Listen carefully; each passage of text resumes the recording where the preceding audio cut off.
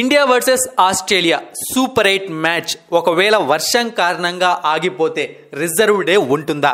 ఒకవేళ reserve day లేకుంటే వర్షం వల్ల ఈ మ్యాచ్ ఆగిపోతే ఎవరు సెమీస్ కి వెళ్తారు? ఆ విషయాలతో పాటుగా అసలు రిజర్వ్ డే ఏ మ్యాచ్లకు ఉందో క్లియర్ గా తెలుసుకుందాం. India versus Australia T20 world cup లో సూపర్ 8 పోరుకు సర్వం సిద్ధమైపోయింది. అయితే ఈ మ్యాచ్ జరుగుతుందా లేదా అని చెప్పి చాలా మంది ఇంటర్నెట్ లో భారీగా సెర్చ్ చేస్తున్నారు. దానికి కారణం సెయింట్ లూసియా గ్రౌండ్ లో భారీ వర్షాలు పడే అవకాశం ఉండడమే. అంతేకాకుండా ఈ మ్యాచ్ కు వర్షం అంతరాయం అన్నది మ్యాచ్ జరుగుతున్నంత సేపు ఉండే అవకాశం ఉంది. ఈ క్రమంలో ఈ మ్యాచ్ జరిగే అవకాశం చాలా తక్కువ అని చెప్పి వెదర్ రిపోర్ట్ వాళ్ళు చెబుతున్నారు. అయితే ఒకవేళ ఈ మ్యాచ్ జరగకపోతే టీమిండియా గ్రూప్ 1 లో టేబుల్ టాపర్ గా డైరెక్ట్ గా సెమీస్ కి వెళ్ళిపోతుంది.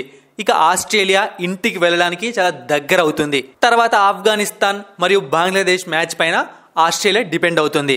అయితే ఇది చాలా ఇంపార్టెంట్ మ్యాచ్ కదా అని చెప్పి దీనికైతే రిజర్వ్ డే అస్సలు పెట్టలేదు. రిజర్వ్ డే అన్నది కేవలం ఫస్ట్ సెమీఫైనల్ మ్యాచ్ కు అలాగే ఫైనల్ మ్యాచ్ కు మాత్రమే ఉంటుంది. ఇక్కడ మళ్ళీ మీకు డౌట్ వస్తుంది, ఎందుకు ఫస్ట్ సెమీఫైనల్ కు మాత్రమే రిజర్వ్ డే ఉంది అని చెప్పి. ఒకవేళ ఫస్ట్ సెమీఫైనల్ కు రిజర్వ్ డే పెట్టారు అంటే తర్వాత సెకండ్ సెమీఫైనల్ కు ఫైనల్ కు డేస్ అనేవి చాలా తక్కువ గ్యాప్ ఉంది. ఈ కారణంగా అలా పెట్టడానికి కుదరదనమాట. అందుకే కేవలం ఫస్ట్ సెమీఫైనల్ కు ఫైనల్ కు మాత్రమే పెట్టారు.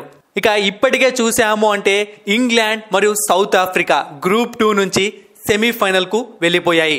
ఇక ఈ రోజు జరగబోయే మ్యాచ్ లో గ్రూప్ 1 నుంచి ఏ టీం సెమీస్ కి వెళ్తుందన్న క్లారిటీ అనేది అభిమానులకు వచ్చేస్తుంది.